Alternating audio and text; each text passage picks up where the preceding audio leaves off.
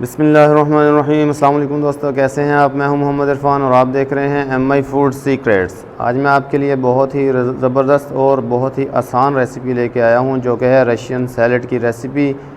यह आप अफ्तारी में यूज़ कर सकते हैं, फ्रूट चाट के तौर पर भी इस्तेमाल कर सकते हैं। बहुत मज़ेदार है, बहुत ही आसान है आज की ये रेसिपी। तो चले स्टार्ट करते हैं आज की इस रेसिपी को कि ये किस तरह से बनाई जाती है।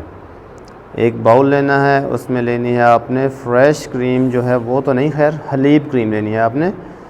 अगर आपके पास फ्रेश क्रीम हो तो वो भी ज़बरदस्त है, लेकिन अगर हलीब क्रीम हो तो इसकी थिकनेस ज़्यादा होती है।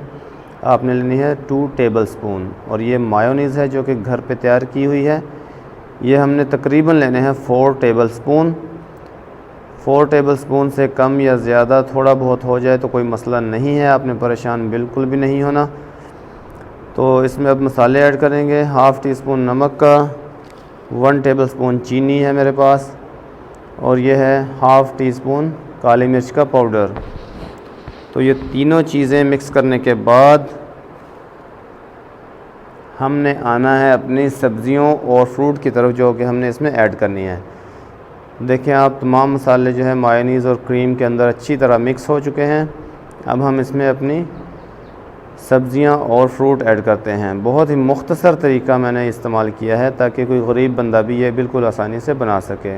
मटर और आलू उबले हुए हैं, और आलूओं को मैंने बारीक काट लिया था। और ये केले और सेब, ये भी बिल्कुल आलूओं की तरह उसी साइज़ के काट लिए हैं। आप कोशिश करें कि तमाम चीज़ें एक ही साइज़ की हों, अगर कुछ कमी रह जाए तो कोई मसला नहीं।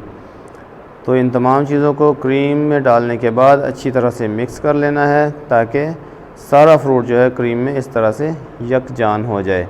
तो ये बहुत ही ज़बरदस्त जो है हमारा रशियन सैलड रेडी हो चुका है। आप इसे इफ्तारी में ज़रूर यूज़ कीजिएगा और मुझे कमेंट बॉक्स में बताइएगा कि कितना आसान है और कम ख़र्चे वाला है और कितना ही टेस्टी है।